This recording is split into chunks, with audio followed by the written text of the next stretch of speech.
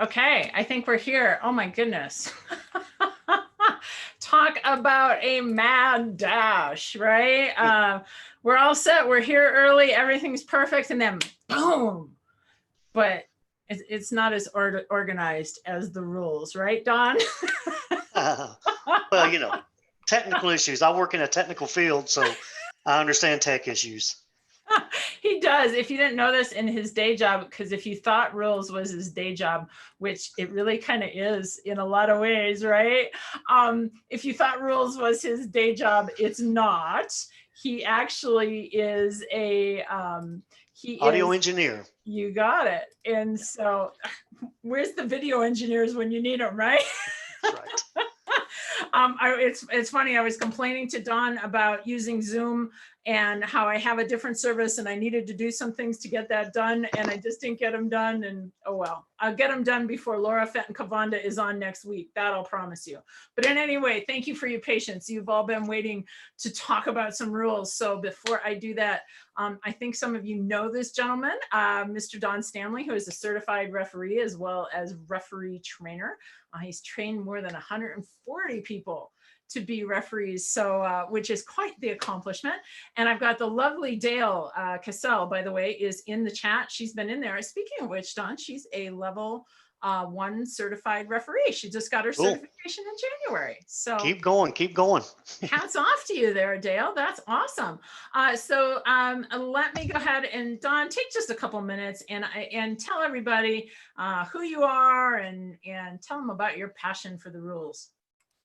Okay, thank you. I'll be real quick because I want to be so respectful of people's time who come to give of your time to listen to this, even though there's maybe not a whole lot to do in America right now. But anyway, I was an official in other sports, in a industrial level and a college level, and I've always liked officiating. I think I have a high sense of fairness. So I think that has delved into becoming an official.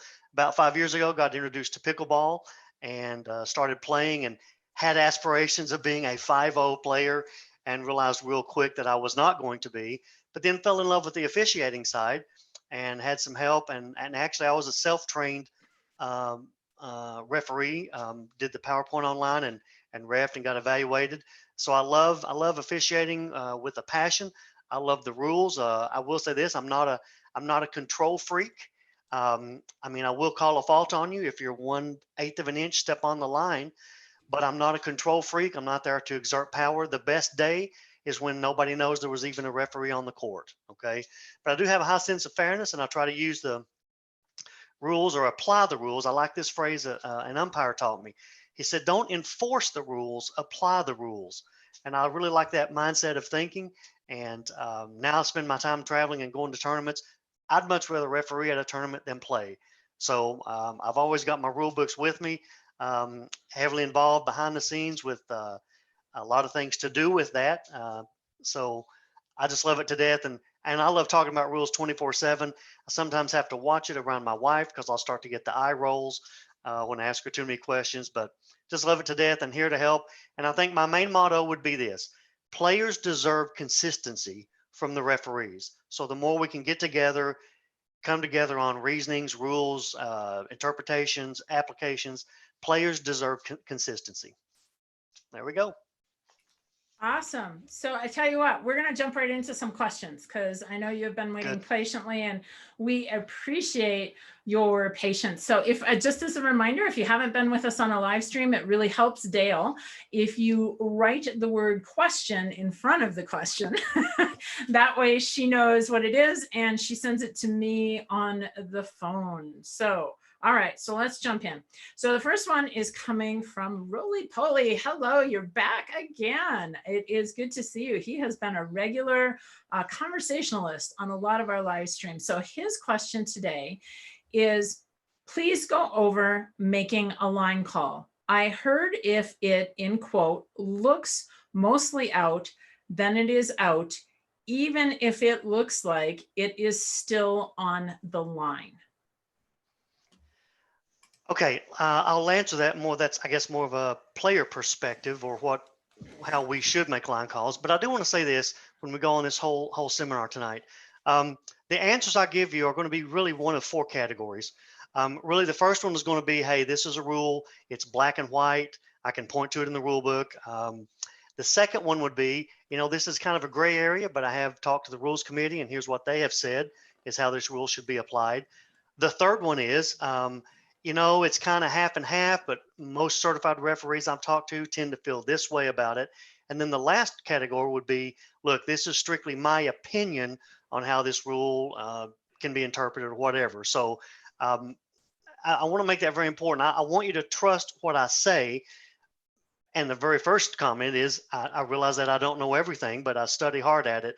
So it would be in one of those four categories. So that question, how should we make a line call? I think really it can simply come down to, let's let integrity and sportsmanship be the guiding factors when we call a ball out.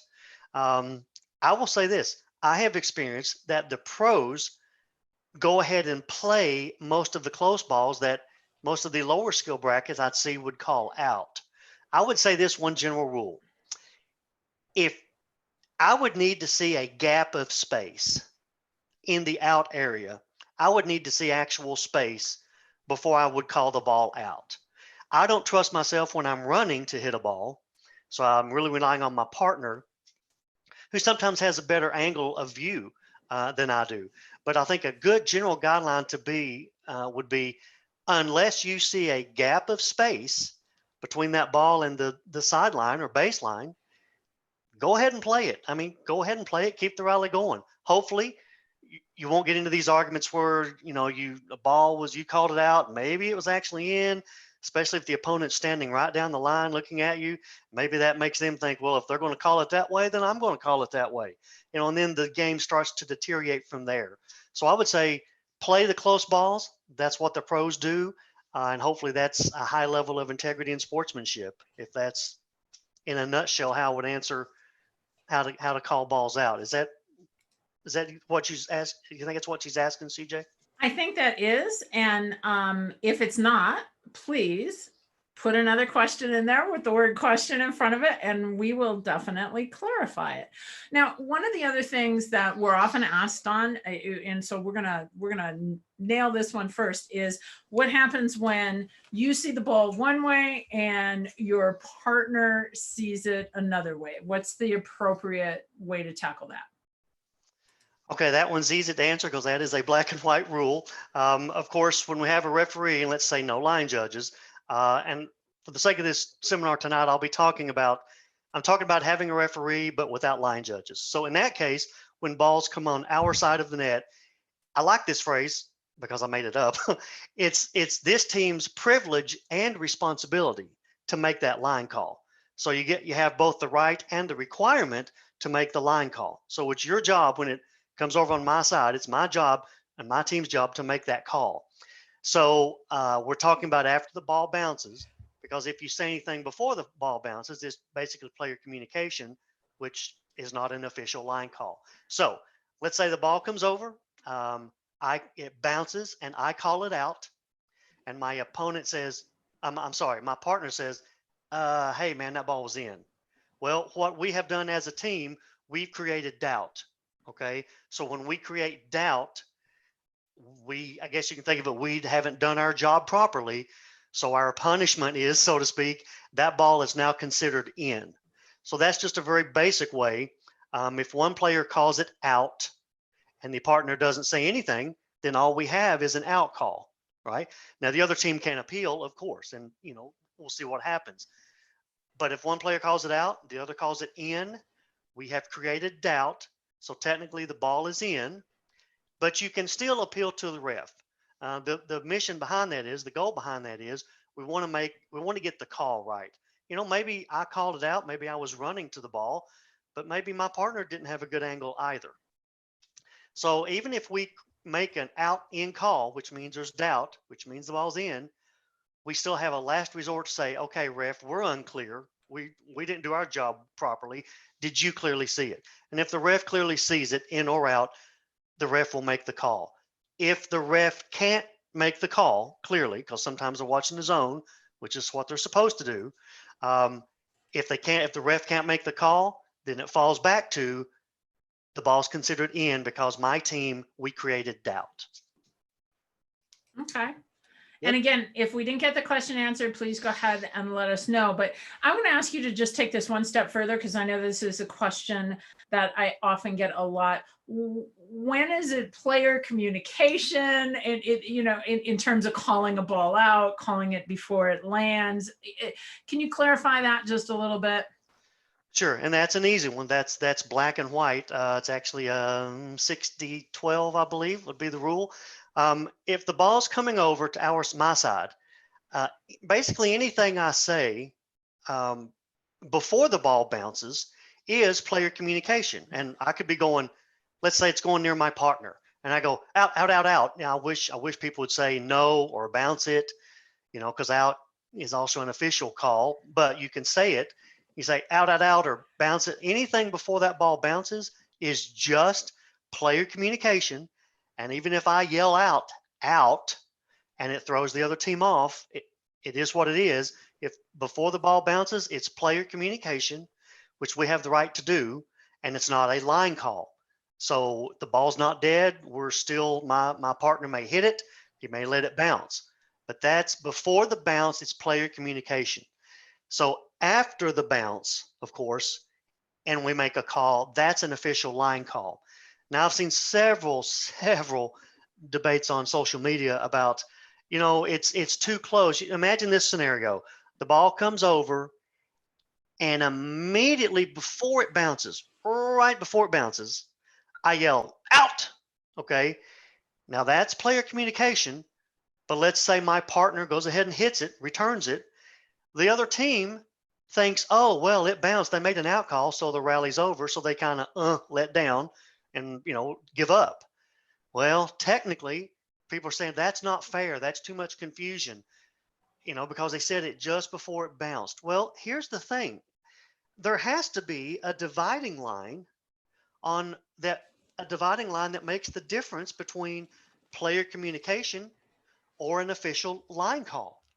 So to the people that have said we need to change that, we need to make it, I said, okay, then let's change it. For sake of discussion, let's say if you make a call, let's say the ball's coming over, anything, let's say at least 1 second before the ball bounces is player communication. But up until 1 second before the ball bounces and afterwards, anything beyond that point would be a line call. Well, we're still in the same boat. Number one, who can know what a full 1 second is? But even if you had some magical replay and video cameras, that 1 second is still the dividing line.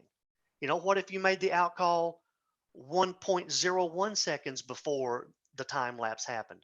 My point is, no matter where you try to back up or move this dividing line, it still has to be a dividing line that can sometimes happen. The ball can hit close before or after it. So the dividing line is once that ball bounces. Anything before that bounce, even though it may be a split second before the bounce, is true player communication, which effectively means nothing, really. It's just two people talking. But anything after the bounce is an official line call.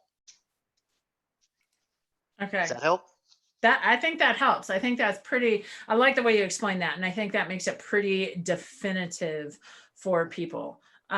Okay, so let's see. So Dale Voigt's going to bring us up to the kitchen. Hi, Dale. How are you doing today? I hope you're having an awesome day. Okay, his question is this. After a kitchen violation, what is considered a paddle or swing reset after the feet are established out of the kitchen? Okay, say that one more time. I think it may be crossing over into two different rules, which I may need to differentiate. Okay, after a kitchen violation, what is considered a paddle or swing reset after the feet are established out of the kitchen? Okay, I think the first sentence is, when you say after a kitchen violation, that means there's a fault and the play is over. I mean, if there's a violation, that's a violation. I think what he may be saying is, let's say after I touch the kitchen, is he talking about maybe where you step in, but then step back out before you volley. Do you think that's what he's talking about? I tell you what, I'm going to go on to the next question. Dale, I know you're listening. Can you please just clarify exactly what you mean by that? And we'll come back to it and get Dawn to answer it. Okay. So we'll get clarification on that. Okay. Because I want to be specific. I don't want to answer two rules because I can have two different parts to it. So exactly. okay. Yep. I was thinking the same thing. Okay. So now these are two questions. They are slightly different. This is Rob Menta. So I'm just going to ask you both questions and then you go for it. So the first one is, when a point is dead, i.e. hit in. Okay. Opponent misses, ball bounces twice. If volleyed outside of the kitchen, can your momentum bring you into the kitchen? The follow-up to that is same thing. When a point is dead, if bounced and hit from the kitchen, can you touch the net? Again, after the point. So I think you got it. Sort of. Do the first one again. I think I've got the second one, but do the first one again. So the first one is when the point is dead.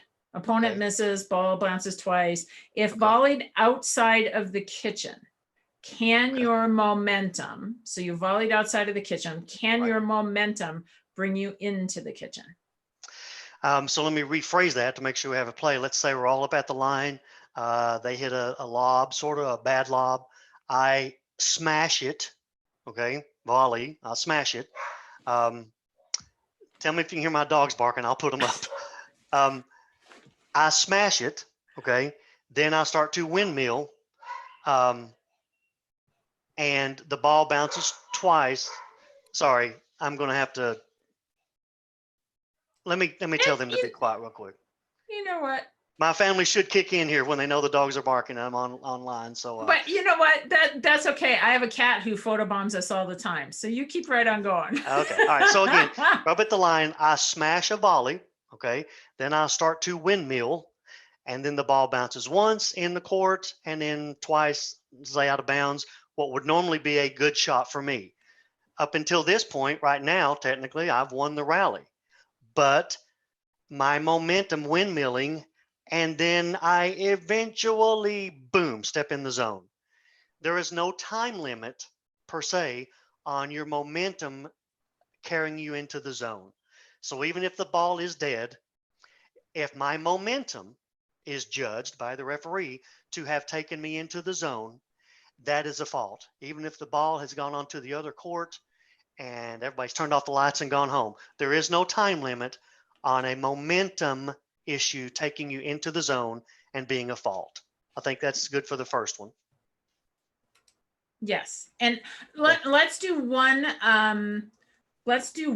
clarification on that.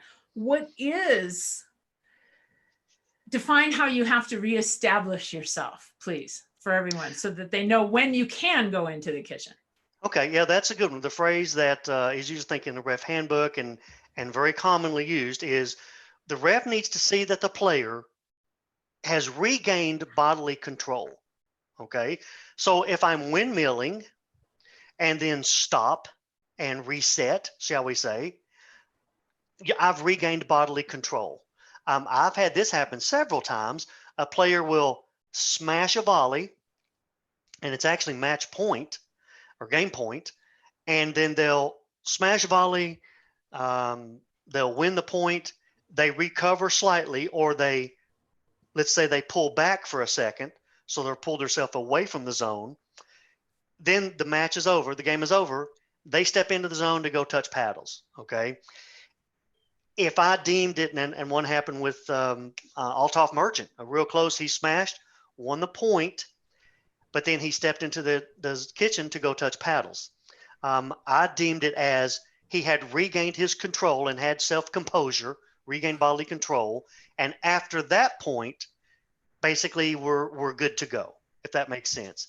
The momentum has stopped when a player regains their bodily control. Now let's talk about somebody who poaches, and they run over, they poach, and they're running across, tiptoeing, to not step on the NVZ. That one can last 3 or 4 or 5 steps. Okay, it's when the ref determines okay, you have regained your bodily control. You're in control of yourself. You're in control of yourself, not the momentum is control of you. And when that happens, you're good to go. Okay. All right. So let's get to the second part of that question. And again, that Okay. was from Rob. So again, when the point is dead, it bounced, if bounced and hit from the kitchen, can you touch the net? Again, after the point is dead. Okay, I need to ask, is he talking about a volley or? No, he says if bounced and hit from the kitchen. So Okay. I'm assuming he's talking about a Okay. dink. That's what I'm assuming. Okay. But that's what Good he to know. said. Okay, so a ball comes over to me, it bounces in the zone. I'm not supposed to say kitchen, but it bounces in the zone, and I hit it, and now momentum is not a factor. Okay, now let's just carry on this rally normally. So the ball comes over, it bounces. I step into the kitchen. I can already be standing in the zone. Okay, but that ball bounces, and then I hit it. Let's say a couple scenarios here. Let's say I hit it real hard, and I hit the opponent. The second, sorry for snapping. The second it touches my opponent's body, that ball is dead. Okay, right then. Now, eventually, yes, it's going to fall to the ground or they may catch it. But the very instant it hits my body, the ball is dead. So let's say this happened. The ball comes over, bounces. I kind of jump in and I hit it real hard and it hits my opponent's shoulder. And then my paddle touches the net. Okay. The ball was dead the moment it touched the opponent's shoulder. Anything after that does not matter. Now, it's all in real time. I know this happens, bang, bang. But the moment, if everybody agrees that the ball hit the shoulder before my paddle touched the net, then the ball was dead, right? And it doesn't make a difference if I touch the net. Just like any other rally, let's say the opponents hit it into the net and it falls on the ground and they committed a fault. Let's say I reach over to pick it up because the rally's over and I touch the net. It doesn't matter. The rally's over, the ball is dead. So yes, once that ball is dead, and since it's not a volley, momentum's not an issue. Once the ball is dead, you can touch the net, you can touch the opponent's court. It's just we're in between rallies at that point, if that makes sense. Okay, I think we got that answered. But if we didn't, in the event we didn't get that answered, Rob, please go ahead and put your question back in. I'm going to jump to Dale and back to Dale's question. So that was the question that was after the kitchen violation, what is considered a paddle or swing reset after the feet are established out of the kitchen? He said he is looking for clarification on rule 9B1. You knew he was going to have a rule book sitting right there. Oh, heck yeah. All right. Well, let's just real quickly quote 9B1. So 9B it's in the no volley zone, fault rules, okay? Real quick, 9B, it's a fault if the volleying player or anything that has contact with the volleying player, and this is important, while in the act of volleying, if they have any contact that touches the non-volley zone, okay? So it's a fault if the volleying player or anything that contacts the volleying player while in the act of volleying, and we'll come to that, touches the non-volley zone. That's a fault. Now 9B1, here we go. The act of volleying the ball includes the swing, the follow through, and the momentum from the action, okay? We're also going to jump down and talk about 9D, about the player's feet being able to reset. And there's two different categories there, and I may take some time on this one. Let me give you several scenarios. In the act of volleying includes, you can see my hand here. Let's say I'm set at the zone. I'm going to back up a little. Let's say I'm set at the zone. Okay, and I'm ready, okay? And then the ball comes up in the air. Okay, let's say let's say I'm standing still for ease of discussion. The moment I move that paddle to swing, okay, that's part of the swing. So the swing starts, boom, right when you move the paddle. So you come up, you're swinging, and then you volley and you follow through and you have momentum. Some refs, let me throw this in, a couple refs feel that, well, the swing is really only when you start towards the forward part of hitting the ball. Well, that phrase or that concept is nowhere in the rule book, and it's nowhere in the referee handbook. It just says the swing, okay, and the volley and the follow through, okay. So let's say this happens. I start my swing, okay. Now I'm in the act of volleying, and as I move my left hand, my watch comes off and flies off my hand and lands in the zone, okay. Then basically something that was in contact with the volleyer, me, during the act of volleying, which is really 3 parts, has now touched the zone. So I'm getting ready to volley. I start my swing. I sling my left hand. My watch comes off. I'm going up to hit the ball. It hits the zone. I volley. You do have to actually volley. If you swing and miss, there's no volley. So let's say I volley. I hit the ball back for a winning shot. But during the act of volleying, my watch, which was contacting me, touched the zone. So that's a fault. I'm going to take this a step at a time to get to some important factors. Okay, so think about this. During the swing, something that touched me left my body, okay, there was a gap of space, and then it touched the zone. Think about this. I'm getting ready to volley. I start my swing. I step to my left. I bump my partner, okay? During the act of volleying, I bump my partner, who then steps into the zone. I bump him, let's say I bump him 2 steps, and then he steps into the zone. That's the same as my watch, or let's say my hat had flown off. Something that contacted me during the act of volleying has now touched the zone. So even if I bump my partner during my swing and he touches the zone, that's a fault. And I like to think of this phrase, I've used it before. Whenever 2 people touch each other during the act of volleying, think of this phrase, the 2 become 1. Okay, so the moment that during my act of volleying, the swing, me and my partner touched, whoever touched who, doesn't matter. We touched, we are now 1 person, so to speak. So when I go up and volley and he eventually steps in the zone, that's the same as if I had stepped in the zone. Okay. So there are many things. It can be me stepping in the zone. It can be me dropping my paddle, my watch flying off, my hat flying off, me bumping my partner into the zone. Now we all know, let's say that, here's an easy one. I think it's rule 9C. Let's say I go up to volley and I volley the ball and I reach over and I happen to touch my partner who's standing in the zone. Well, that's an obvious fault because we're in contact with each other.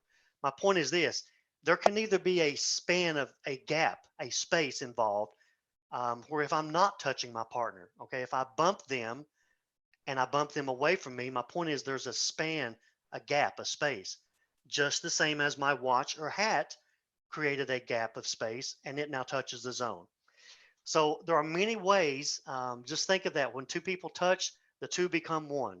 So now let's get on to the exception to this rule. Let me cover one more. The paddle scraping the zone during the swing. Okay. Let's say for some reason I'm down low and a ball comes over and my paddle scrapes the zone and then I go up and hit it. That's rule 9B2, sorry, 9B2. So I'm swinging, I've started my act of volleying, I scrape the zone, but then I come up off the zone and then hit the ball. That's a fault as well, because during the act of volleying, something in contact with me has touched the zone. Now, there is one exception. The feet get the exception here, and that's specifically laid out in 9D, okay? Let's say I start my swing, okay, and I'm going to jump up for a lob. Let's say I'm a right-handed player. My left foot is the one that will usually maybe take a step forward, okay, touch the zone.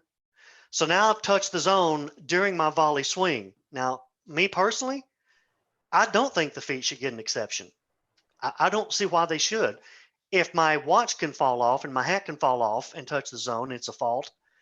I don't understand why the feet get an exception, but that's just done. So let's say I go up to swing, my foot steps in. Okay, before I contact that ball, this foot, both feet have to reestablish back outside the zone. So the feet get their exception, meaning this: everything else in the world, if it touches the zone during this entire process of swing, volley, momentum carry through, anything else that touches the zone, it's a fault. But the feet are the exception. So if during the swing the foot touches, that the both feet have to reset and just touch outside the zone. That means they're clear now before I volley the ball. Okay, so you'll see this a lot on push-offs. A person will do a lob. The player will, if they're right-handed, they'll always usually step in with their left foot. Okay, then they jump back, so the right foot plants. So the referee needs to watch that left foot and make sure that left foot hits the ground before you hear the pop of the ball on the paddle.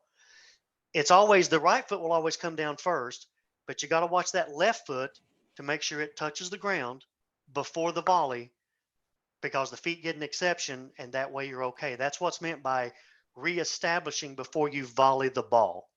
Also be mindful of, let's say I step in with the left foot and I'm going up and I drag my foot back across the line. Okay. The moment, now my right foot is already down, so the right foot is good to go.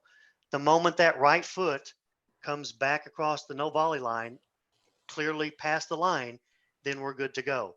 So refs need to really watch, especially on a right-handed player, when they go up to jump up, watch that left foot, because it's the last one that has to touch before the volley, the pop of the ball happens. So you watch the foot and you listen for the pop of the ball. I know that was rather lengthy, but there's a lot that can happen at the no volley zone, but the feet do get an exception as long as they both reestablish before you hit the ball. And also add one thing: once they have reestablished, you don't have to stay on the ground. Okay. So let's say I go up, the right foot comes back, I drag the left foot back, both feet have now touched outside the zone, we're good to go. From that point, technically, I could jump up in the air and now hit the ball, just to be sure don't land in the zone. But some people say, well, your feet have to reestablish and stay on the ground. They don't have to stay on the ground. They just need to reestablish and touch the ground before you volley. That was rather lengthy, but I hope it was helpful. Dale, I think you got your money's worth. Thank you. That was an excellent in-depth answer, because you do get so many of those what ifs that go along with that. So by taking the time to go through the whole thing and explore some of those what ifs, hopefully that answers some of those questions. So by the way, I still have some, we've got several more questions coming in. I did want to let you know, I've got something kind of special coming up for at the end, because you know how sometimes we get like one question answered and when you don't continue the conversation. So Don and I have been working on a project, and I've gotten some permission to invite the people who are going to be on at the end into our project. So you're just going to have to hang out and wait with us. You're going to need to listen to a few more rules, and we're going to tell you what it is. This is called a teaser. That's what that's called. Is that what it's called? Did I do it pretty well? Teaser. Yeah, that's good. I didn't plan on that, but I saw our friend Jordan is over in the chat. So yeah. All right. Hey, and we're gonna take a step backward to the previous question by Rob Menta, because we had a follow-up question to that. Okay. And that's kind of what jogged that whole discussion, right? And those are important. Lots of questions are really two-part. I understand it. So I'm glad you're following through on that. Yeah. That's important. So Rob is the one who asked, that's when we were talking about the dead balls, right? There was the two different dead ball questions. The first was volleyed outside the kitchen. Can your momentum bring you into the kitchen? And then the second one was about a bounce shot going into the net. So Todd Wahlberg's follow-up to that was, what happens if my partner walks into the kitchen while I'm windmilling? Nothing. Your partner didn't volley. They can eat lunch in the kitchen. Okay. So I'm exaggerating, but I want to get that point clear. You hit the ball. let me say me. Let's say I volleyed the ball and I'm windmilling. As long as my partner doesn't touch me, right? Because we're still in this act of volleying, because that momentum is what I call part 3 of the act of volleying. They can go in the kitchen and do a dance. They can do the savage dance if they want to.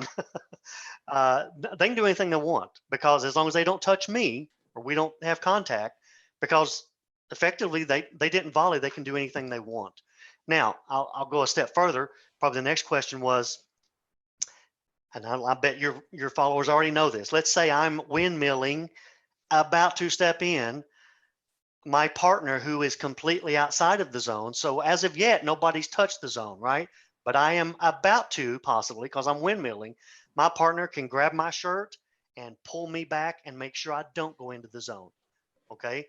Because keep in mind, there has been no touch of the non-volley zone, so there cannot be a non-volley zone violation. Now, if I'm windmilling, still in the act of volleying, and my partner grabs my shirt and my partner's toe is on the line, what do we say?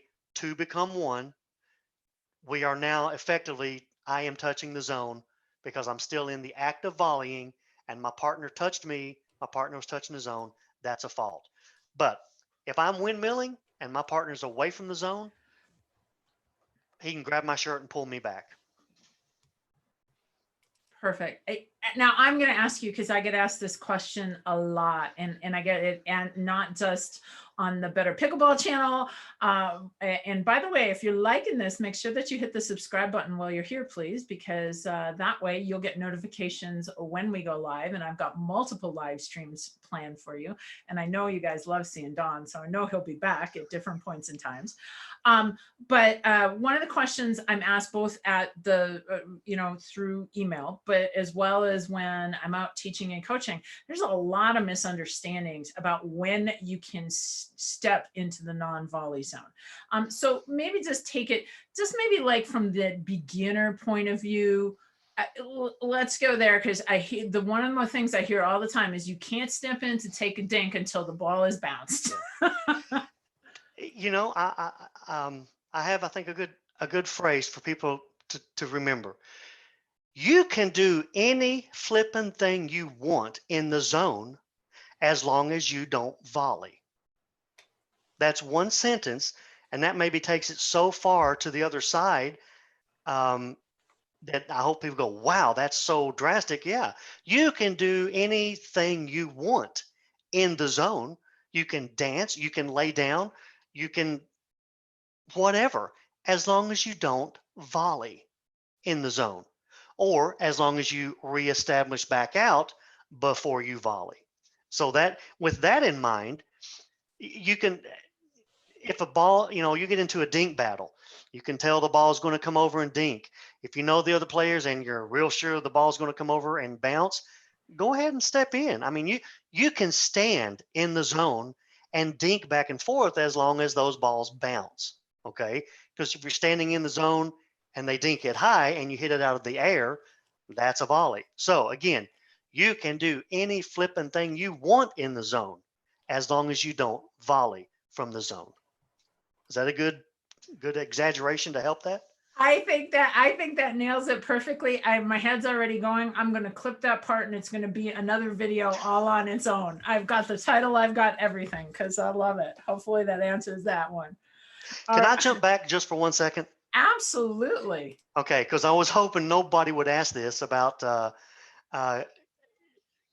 Here's the thing. Let's go back to this part where the player is windmilling. Let's say I'm windmilling after my volley. Okay, there's still a potential for a non-volley zone fault. Then what I had somebody say this a while back, what if my partner is standing in the zone, but I'm really asking this for your listeners. If I'm windmilling, now we know if they're standing in the zone, they touch me, that's a fault. If they're standing outside the zone and they pull me back, that's not a fault. But what if this were to happen? I'm windmilling, my partner is in the zone, he jumps up off the zone, and the zone's two-dimensional, right? He's now no longer touching the zone. What if he jumps up and grabs me and pulls me back and lands outside the zone? I want y'all to think about that for a second. Technically, he was not touching me. He didn't touch me when he was touching the zone, right? I would say this. I would say in the spirit of those rules, it would be the same as if the player needed to reestablish because the two become one. So when he jumps up out of the zone and touches me, he needs to reestablish, in all fairness, before he touches me. And this is a Don's opinion, but I bet I would be right on it.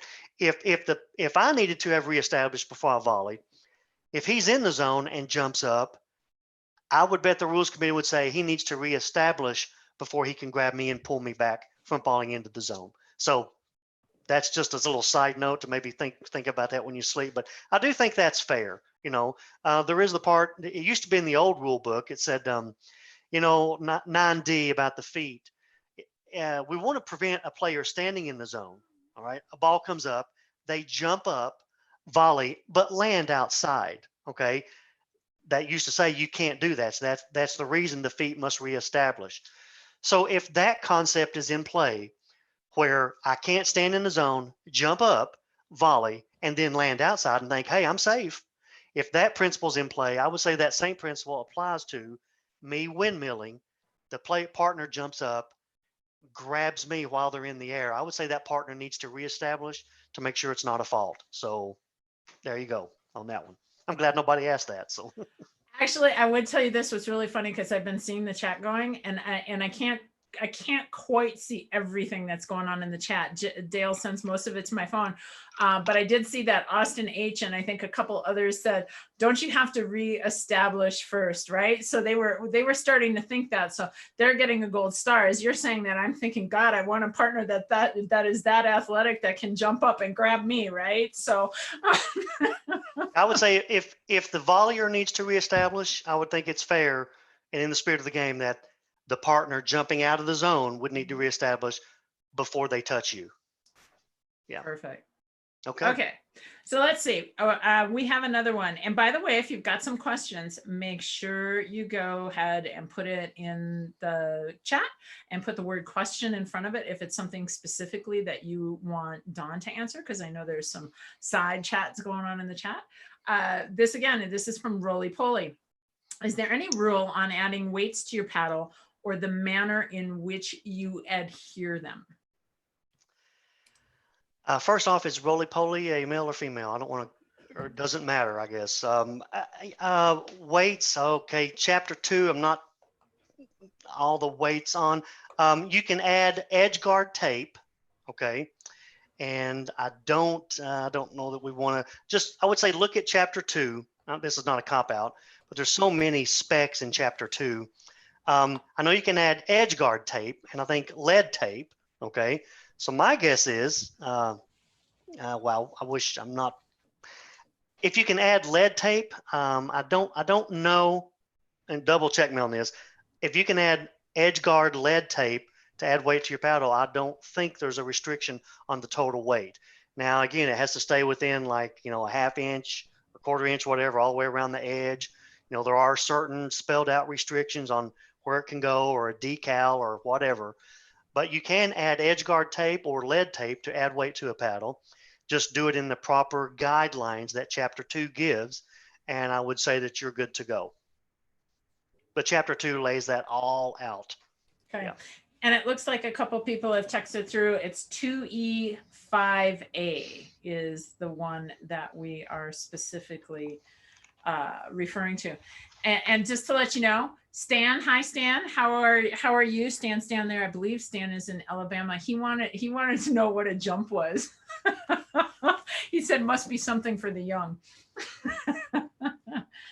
So to come back to that, 2E5A says you can add edge guard tape, but it doesn't give a limit of the weight. So I would say that, 10 pounds. There you go. So a 10-pound paddle. So. Hey, Don, I think there was something in the rule changes this year about what you could do to the paddle. Previously, like having a sticker on the paddle or things like that were not allowed. And I think there's been some changes. Could you expand on those just a little bit? Yes. Yes, I will, and I want to be specific. I highlighted all the changes. I know that. Well, hang on. Let me just go through here real quick. Battle. You go ahead and find that, and I'm just going to tell you, Okay. Byron is in here. Hello, Byron, and he said yes, there's no restriction in adding lead weight to the paddle. So Yep. I think we have got that one down. Here's a new one. Handwritten markings 2E5C. Handwritten markings are allowed on the paddle's playing surface as long as they don't impact the roughness or give you any advantage and are in good taste. And I think what those are really talking about is if I want Kyle Yates or Byron Frezzo to autograph my paddle, which he did once, as long as, if it's not changing the characteristics of the paddle, and a Sharpie pen surely won't do that, then you can have a handwritten marking. If Kyle Yates or Byron Frezzo can sign my paddle, well, why can't Don Stanley sign his own paddle just so I have my name on it so people won't steal it? So you can do handwritten markings as long as they're in good taste. This is the thing I think it's new. No aftermarket graphics are allowed on commercially made paddle other than, that's the part that was new. I heard there was talk about a company who was, you could send them your paddle, and this is hearsay, so it won't stand up in court. But they could do a graphic overlay of, say, your picture of your child or whatever, something. And those were determined to have been illegal because those very well could change the, if the paddle comes off the inspection line and it's good to go, if we put a whole new face or covering on it, that could definitely, how do we know it hasn't changed the roughness, of the paddle? So that one was put in. No aftermarket graphics are allowed on a commercially made paddle other than the handwritten autographs, so to speak.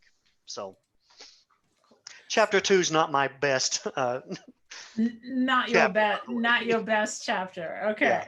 No worries. But it's all so well spelled out in chapter 2.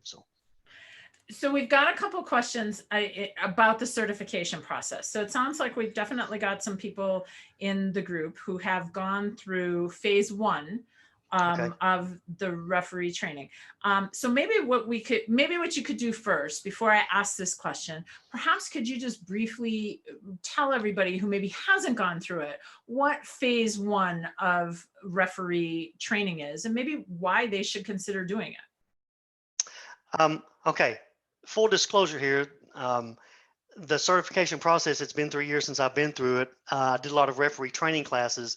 So I'm just going to give you ballparks on the certification process because it does seem to change quite a bit. But there's level 1 and level 2, and I've done some of those assessments before. And it's basically like it sounds. There's a list, there's a page, a list that people have. If you want to go to be assessed, a person, an assessor, will watch you and just start to mark, okay, you did this right, you did that wrong, you showed competency here. And basically, if you pass so many of those, you would say, okay, you're good to be a level 1 certified level 1 referee. I think you get a lanyard, and Byron he's an evaluator, he could correct me on this if I'm wrong, but you pass some skills to become a level 1, and the theory is then you're qualified or to do certain matches. I'm going to make this up, say 3-5 and below, something like that. Now, let's be honest. When you get down to a tournament and they need referees, if you can inhale or exhale, they'll put you on a court. But that's the theory behind it. And then once you do your level 1, you go to level 2 and try to become a level 2. You have another person. I think it's the same list of items. It's just you need to show more proficiency to become a level 2. This is, kind of makes sense that you just need to make, if you missed 10 on your level 1, maybe you only missed 2 things to be a level 2. Then after that, if you want to go on, as far as becoming certified, this is just some basic building blocks. I know you have to fill out the application online, usapa.org. There's a fee. I believe it's still $95. Okay. You have to ref so many matches. I think some may be so many sanctioned matches, some non-sanctioned. You have to ref some matches. Okay. You need to go through a training course, preferably with a registered referee trainer. There also is, though, the referee training PowerPoint that you could download and go through. Okay. Once you've done all these steps, then you are assigned a mentor, and a mentor helps to, I'm not going to use the word evaluate you, but assess you. And then the mentor puts you through what we call an ATS. Byron, help me here. I think it's advanced training session, something like that. It's the process you go through right before you are recommended to go on to be evaluated by an evaluator. So that's a pretty daunting task, but it's good. It's good that it's hard, because you don't want to send somebody up to go through an evaluation and they fail miserably. That wastes everybody's time and their money. So the ATS is something done by your mentor. It's a very rigid. They even have, they'll tell players, hey, commit this fault and see if they catch it. It's a hard process, but I'm glad it's hard because I want there to be good refs. So after you pass your ATS, your mentor could say, okay, I recommend that you are now ready to be evaluated. So then you coordinate with the USAPA, and they'll coordinate with an evaluator to find a tournament. You go to the tournament, the evaluator gets with you. They evaluate you, and I don't know, 2 or 3 matches. It has to be a gold medal match. Have to use line judges. They evaluate you there, and then that's where you find out if you fail or pass or not. That's a very simplistic nutshell, I guess. And please correct me if I'm wrong, anybody out there, but those are the building blocks.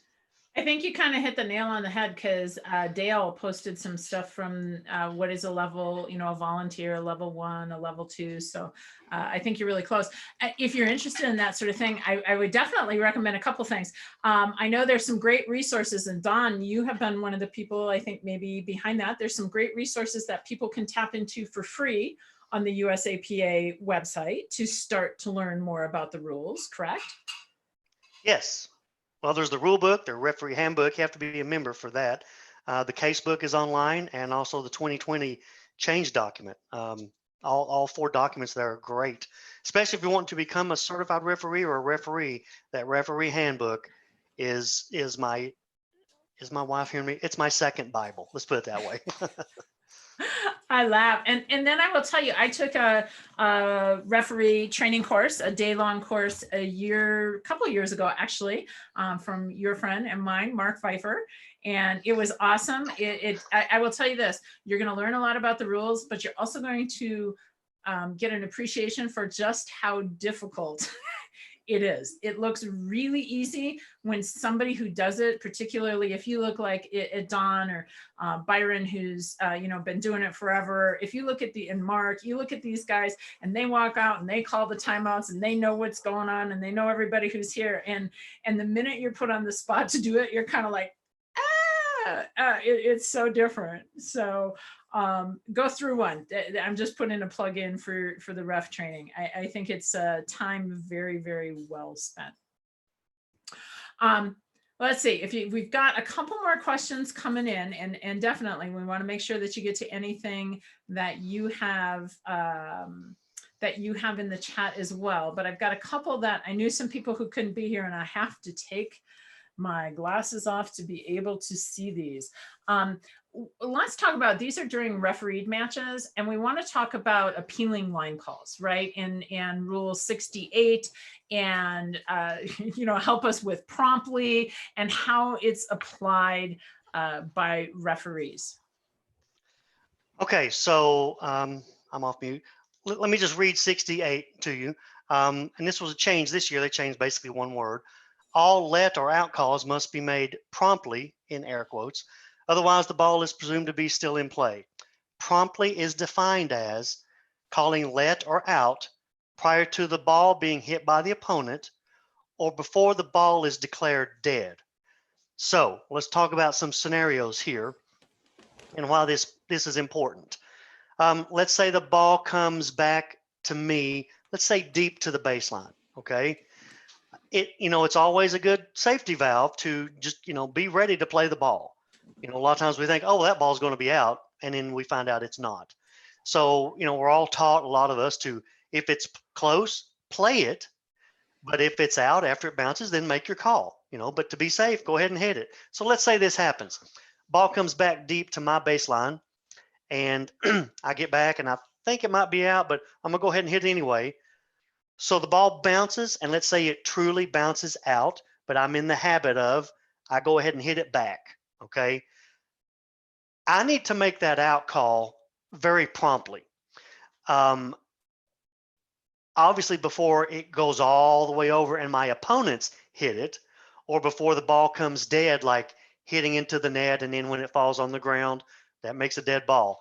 That's pretty normal. Here's a case where this rule might be exploited and what it's meant to prevent. Let's say I'm on the right side of the court, and a sharp ball comes over, and I'm going to try and around the post. Okay. So the ball comes over pretty fast. I'm going to try and around the post. So I'm running over here to hit my around the post shot, and the ball bounces out. I mean, it truly is out. But I'm thinking, hey, I'm going to try my around the post shot. And then I hit my around the post shot because I want to be on the internet and be famous. And it goes all the way over to the opponent's court. And wouldn't you know it, my ball is out. I can't then go, oh, that ball was out. Okay. You can't have your cake and eat it too. Okay. You can't say, oh, I'm going to try this great shot, but just in case if I miss it, yeah, the ball goes all the way over there. It lands. It's out of bounds. Technically, it's a dead ball. You can't go, oh, by the way, that ball was out. That's not promptly. Okay. So it's meant to say, we understand that you're going to probably go ahead and hit the ball out of being safety or good, good playing. But if you do hit it and it's out, you need to pretty much make that call as quickly as you can inhale and say the word out. Okay. And even if it happens to, let's say I'm trying to round the post, but I'm real close to the zone. So I'm real close to the opponents. Let's say the ball bounces. I'm already in my swing to hit it. I hit it. My brain tells me that the ball was out. I hit it real hard. I inhale to say out, but let's say before I get the word out of my lungs, it happens to go over and hit my opponent. Okay. I would win that point anyway. You just need to make that call promptly, because you can't just sit there and wait and see what happens with your shot and then back up and say, I'm going to use my get out of jail free card. And by the way, guys, that ball was out. If the ball's out, we understand that you can hit it, but you need to make a call as quick as possible because you can't have your cake and eat it too. The ball's out, call it out. So we got a follow up to that from Mark, and Mark wants to know what happens on the soft spoken calls. Okay, I'm out of here. We're shutting down. I'm not. Well, okay. You mean like a player says, I'll let or okay. I'll tell you what's going to happen on that. Quite frankly, if there's a ref, it's just going to be a ref judgment. If I know, if I saw, I don't know. I'm just going to say this. Let's say it's an elderly bracket, and somebody can barely talk. They've got laryngitis, whatever. If I watch them and I see them, if I see their mouth go, okay, and then they go, and then they stop and give up like they made the out call. I think ref judgment is going to have to come into play there. If there's no ref, honestly, I hope all four players can work that out. If you think the other team's honest and showing good sportsmanship, for example, playing all these balls that are close and go ahead and playing them. If I saw a team that was doing that and I'm going, wow, they could have called that ball out, but they played it, then I'll probably go ahead and believe them. If the person says, look, I've got laryngitis, I tried to call out, I'll probably go ahead and believe them. So there's no written rule that accounts for volume. Okay. There's just not. So I can't apply a written rule to volume. So I would leave it in the hands of the ref to use his or her own judgment. And then if no ref, I hope all the players can work it out. But I think if you've been a good sport and shown a lot of integrity, I think that might go a long way in the other team believing that you made the out call. That's the best way I know how to answer that. I love this, the way you say that. If you've been a good sport and shown a lot of integrity, I mean, how you call is generally how you're going to get called back. At least that's been my experience. So Rizal, I hope I'm saying that correctly. Rizal asks, what if I call out and then the ball hits my foot Is that out? Okay, let's say a ball comes over, I'm running to it, the ball bounces, and you make an out call. Okay, right then, the ball is dead. Now, that doesn't mean the other team can't appeal, and maybe the ref saw the ball is in, okay? That's always a possibility. But the moment that ball bounces and after it bounces, you say out, okay? Then I guess technically the minute you utter the T of, or really I guess the minute you utter the word of out, the ball's dead right then. So again, like the other scenarios, if the ball's dead, what does it matter if it hits your foot, right? The ball's dead the instant you say out. So it doesn't matter if it hits your foot, the ball is dead. Okay. Now, if it hits your foot before the ball bounces, then that's the fault on you. Okay. But if the ball bounces and you say out, the ball's dead. So it doesn't matter if it hits your foot, your arm, whatever. The ball's dead the moment, the instant you make that out call. Okay, perfect. So I tell you what, we're going to wind this down. If you have any last questions that didn't get answered by Don, now is going to be your chance to put them in the chat. And while they're doing that, I am going to kind of tell them about the special project that you and I have been working on, right? I saw him in our chat. Jordan from Pickleballist is in our chat, and we've been looking for a place to continue the conversation. And one of the things that definitely today's chat has shown is that you may not have the question, but when somebody else asks the question and Don gives an answer, then you go, ooh, what about? and unfortunately, in other forums and venues, it's kind of been a hassle because it starts whole new threads. And what we've actually found is we found something special that we think is going to help us to facilitate conversations and create community without all the nonsense of repeat threads and toxicity and all of those sorts of things that happen in a variety of different places. And starting tomorrow, I'm actually going to be inviting a small segment of my community, but I got special permission from Jordan to tell everybody and invite them because I'm working on some different projects, but Don is working with the Pickleballist team to develop an open rules Q&A where they can come to ask their questions at any point in time. So the way that you take advantage of it, and I want to tell you this, it's free, right? So you can jump in there and go check this out. It is pickleballist.com. So it's the word pickleball with IST, you know, like scientist, geologist, somebody who knows a lot about stuff, right? Pickleballist.com. It's a free site. We don't have the rule book up yet. I know Don just started working on that project. I'm going to have some things. Chapter 5, so. Oh my goodness. Oh, you're through 5 already. You just started that thing like yesterday. Well, Jordan did some too, so yeah. Okay, so they just got it through chapter 5, and we had a big discussion about chapter 2, right? So you can go in and we can do some clarification on the lead tape. I know I will have a post going up in there shortly as well, so that you can connect with all the presenters from the past virtual pickleball summit to start to ask some questions, because I know they've gotten a lot of follow-up questions as well. Hey, TJ, can I say one thing? Go right ahead. Sorry, I'm just going to give a real quick plug. And again, I don't own any stock and I don't, whatever. But imagine when people started, when Microsoft, let's say Word or Excel came out, and you could say, wow, look at all that you can do with this. In the past 2 weeks of working with Jordan, again, just seeing maybe 5% of what this site can do, I think I've said wow and truly been amazed, I don't know, 50 times. But this is a phenomenal thing that he's built, and it's amazing. Imagine we were using typewriters, and here comes Microsoft Word. I'll just say that because it's amazing.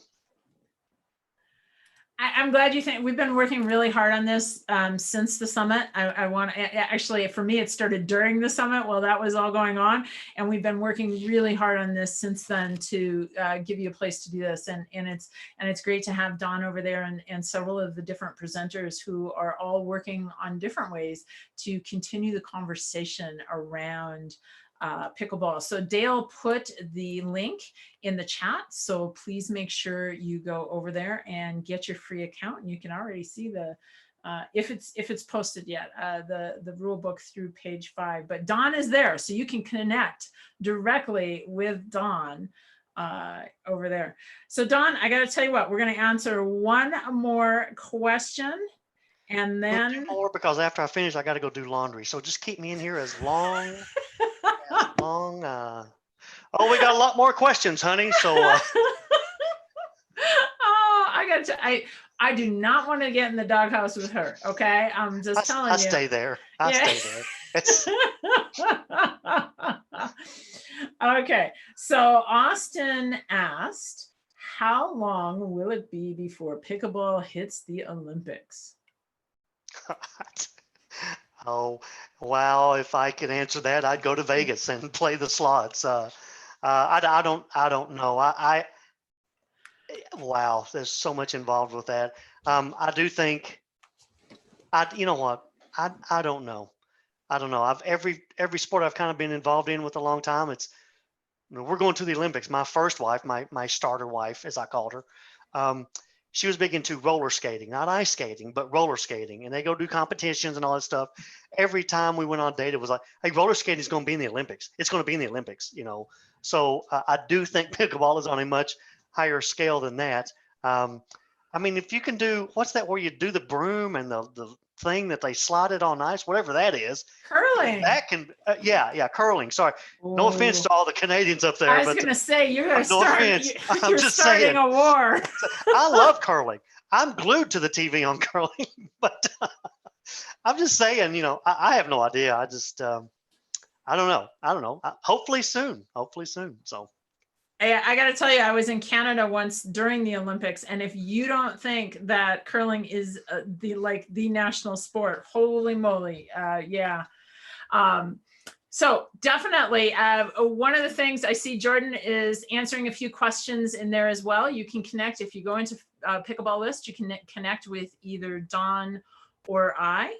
You can follow us. You can ask questions directly of us. You don't have to wait for us to get back here. So that's a fantastic thing. I just want to mention coming up, because you were talking about the Olympics, Austin.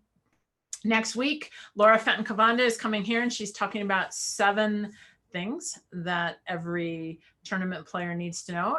She played racquetball, Pan Am Games, and I know at one point in time they were talking about making that an Olympic sport. I think it became a demonstration sport, maybe, but she would know the answer to that. We're going to be here next Tuesday at 4 o'clock. So I think we're at the end of our questions. I just have to tell you, I so love the time that I get to spend with you. Not only do I learn a lot from you, you make me laugh and giggle, and I really appreciate that, Dawn. I got to tell you, off the court, because I take what I do very professionally, I take it very seriously. But off the court, my main motto in life was to laugh and have a good time. And I got to tell you, it's really kind of bugging me that, like on social media, my good friend Ron Ponder, he's been putting up some funny videos and stuff. And I'm going, oh, I could do all kinds of funny stuff, but I want to keep this image of a professional, you know, ref and yada, yada. So it kills me that I can't be as funny as I'd like to be. And sometimes on the court, boy, do I want to be so sarcastic, but I got to keep it on a professional level. So laughter is a good thing. Laughter relieves stress, and I think the Bible says it's a good medicine. So. Well, I tell you what, you are invited to come back here and be funny and share pickleball rules with us anytime you would like to come. You are more than welcome to be here, sir, because I know how much everyone appreciates it. Cool. And thank you. And I'm honored to be on here. I really am. Awesome. So thanks again. I hope that everybody got something out of today. If you didn't, you know how to find us, and you can connect to us directly over on pickleball.list.com. Sign up for your free account. It's a great place to share some community. You know how I always end this: together we can train smart, live bold, and age well. Good night, everybody. Good night, everybody.